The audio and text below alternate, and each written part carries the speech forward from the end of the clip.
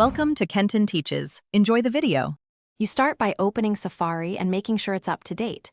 This reduces bugs when using private browsing. Next, close any sensitive tabs you don't want to mix with the new session, and position the window where you can easily access the tabs icon or the file menu. Once done, you're ready to create a private window.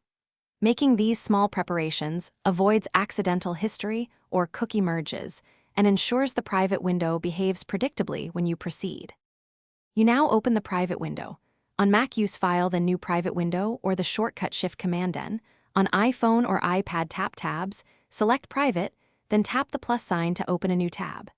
Make sure the Smart Search field appears dark and the interface shows the private label so you know Safari won't save your browsing history or autofill data. Keep in mind extensions may still run. Disable them if you need stricter privacy. Once open, proceed with the sites you intended to finish. Close each private tab or exit private mode. Safari does not keep visited pages or searches from private windows.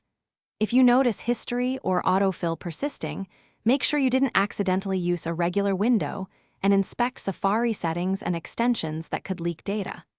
If problems remain, run clear history and website data and restart Safari. One key troubleshooting tip: disable extensions temporarily to verify none are storing or syncing session info, because extensions are a common cause of unexpected persistence. Thanks for watching. Please subscribe if this video was helpful.